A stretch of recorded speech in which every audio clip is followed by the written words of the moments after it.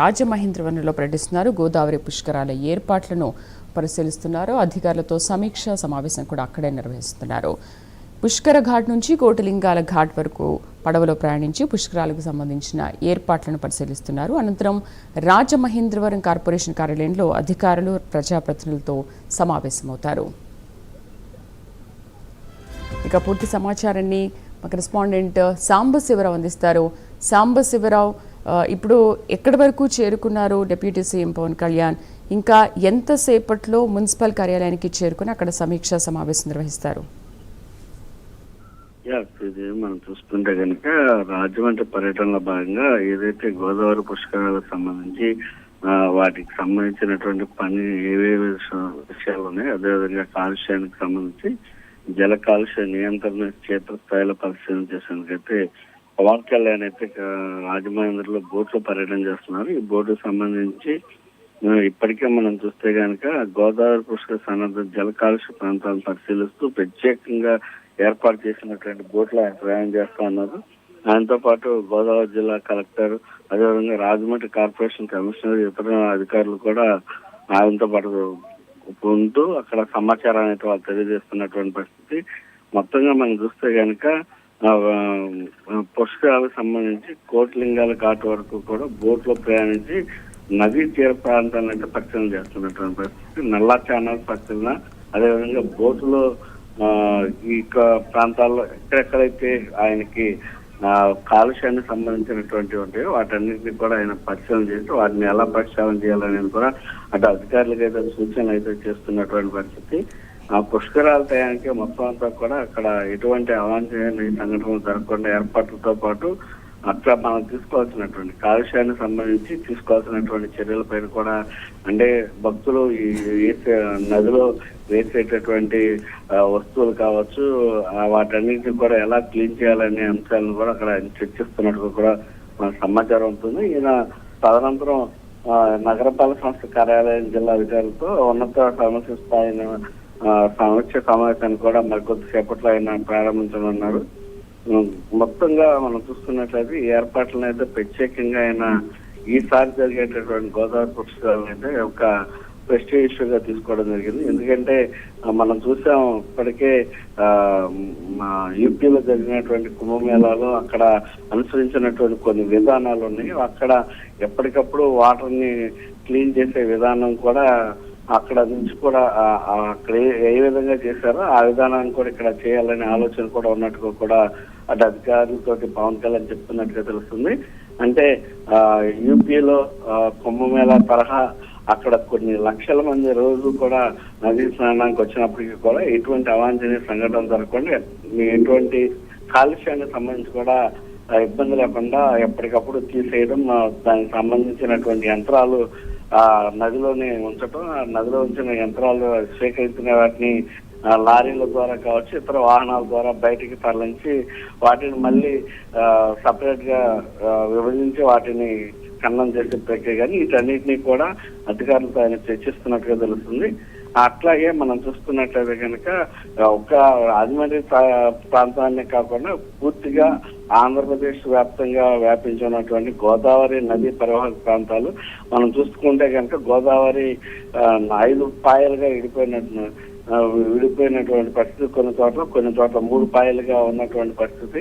వీటన్నిటిని కూడా పాయలుగా విడిపోయే ప్రాంతాలన్నింటిలో కూడా నదీ భాగాలన్నింటినీ కూడా ఆయన ఏ విధంగా అక్కడ ఉన్నటువంటి వనరులు ఉపయోగించి, అదేవిధంగా ప్రత్యేకమైనటువంటి వనరులు సమకూర్చుకుని వాటన్నిటిని కూడా క్లియర్ చేయాలంటూ కూడా చెప్తున్నటువంటి పరిస్థితి. రానున్న రోజుల్లో మరికొన్ని ప్రాంతాల్లో కూడా పర్యటిస్తాను, అక్కడ ఏ విధంగా ఉన్నాయి ఏంటి అనేది ఘాట్లకు సంబంధించి కావచ్చు, వీటన్నిటిని కూడా ఆయన పరిశీలిస్తారని తెలుస్తుంది. శ్రీదేవి. సాంబశివరావు, ఇవాళ రాజమండ్రి పర్యటన తర్వాత నెక్స్ట్ షెడ్యూల్ ఏంటి, ఎలా ఉండబోతోంది? ఇవాళ కూడా అక్కడే బస చేస్తారా?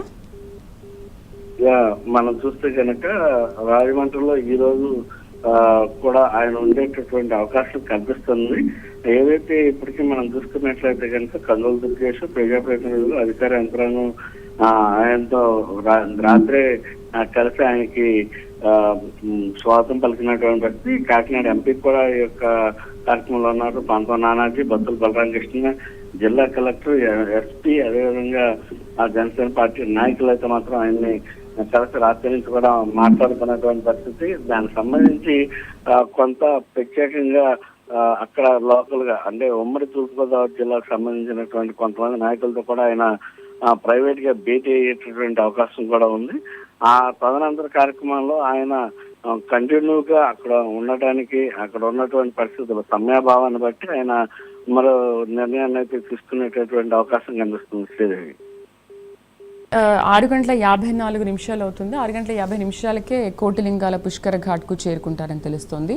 అయితే ఈ మున్సిపల్ కార్యాలయంలో సమీక్షా సమావేశం ఎన్ని గంటలకు జరిగే అవకాశాలు ఉన్నాయి? అంటే 8 గంటలకు అని చెప్తున్నారు కదా.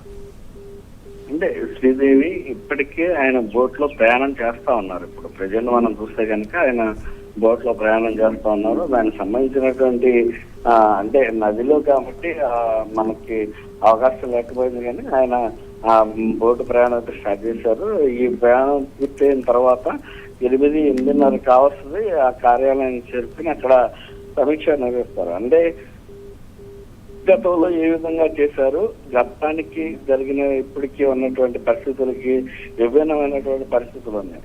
ఆ పరిస్థితులన్నింటినీ కూడా గతంలో అప్పుడు రాజమండ్రి పుష్కరాలప్పుడు తొక్కిసలాట కూడా జరిగినటువంటి పరిస్థితి. రెండు అక్కడ ఏదైతే కొంతమంది దుస్తులు వాటన్నిటిని కూడా పుష్కరాల సమయంలో అక్కడ వదిలేసేటటువంటి కొంత ఆనవాయితీ ఉంటుంది. అదేవిధంగా పితృకర్మలు ఎక్కువగా చేస్తూ ఉంటారు. అక్కడ పితృకర్మలు చేసినప్పుడు నదిలో ఆకులు కావచ్చు, ప్లాస్టిక్ కావచ్చు, ఇతర వాటన్నిటిని కూడా నదిలో కూడా వదిలేటటువంటి అవకాశం ఉంది.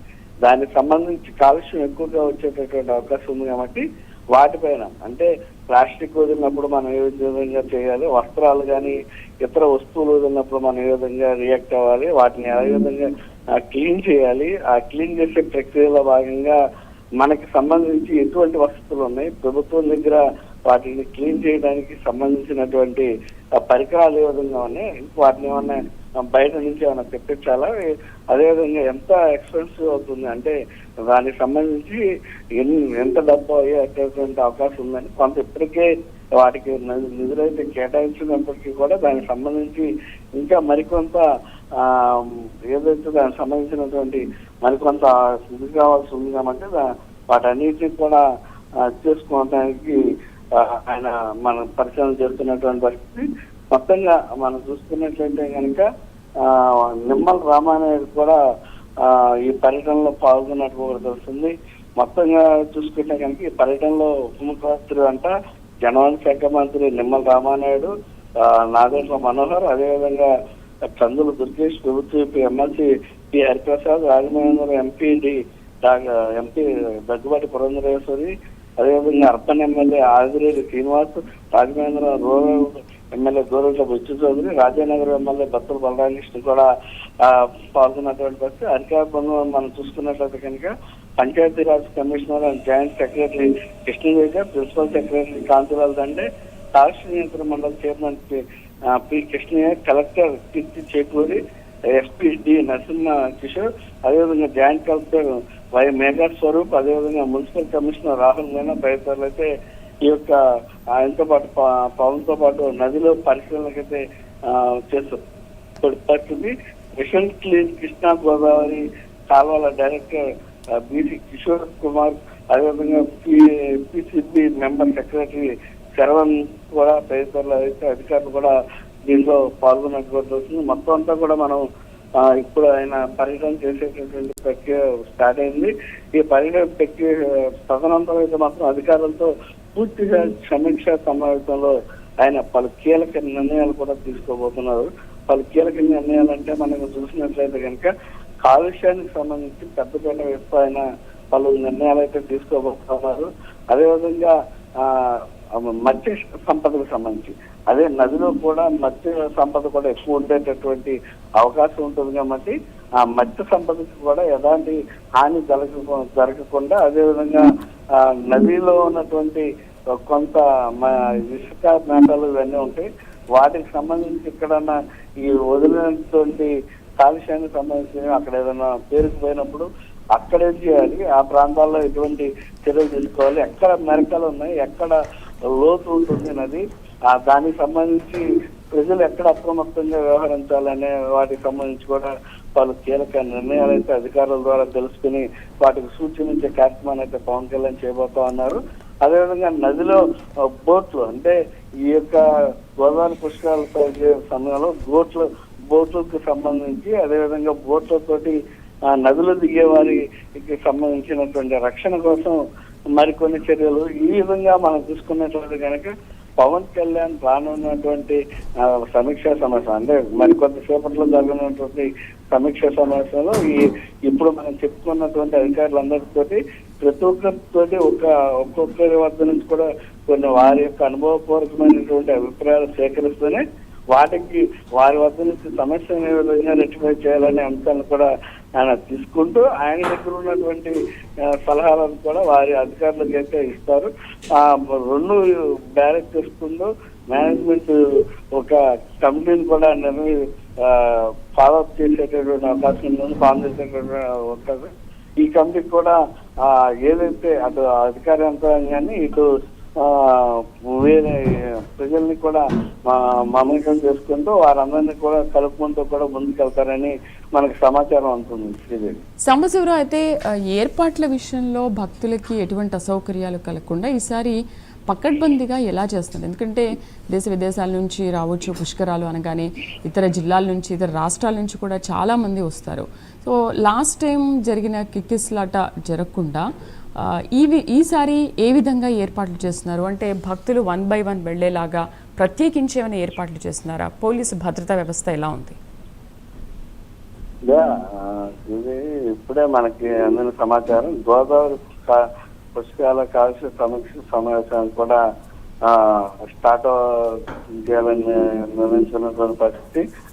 మనం చూస్తే కనుక భక్తులకు సంబంధించి మీరు అడిగిన విధంగా గతంలో అక్కడ చిన్న పొరపాటు జరిగినటువంటి విషయం మనం గమనించాలి.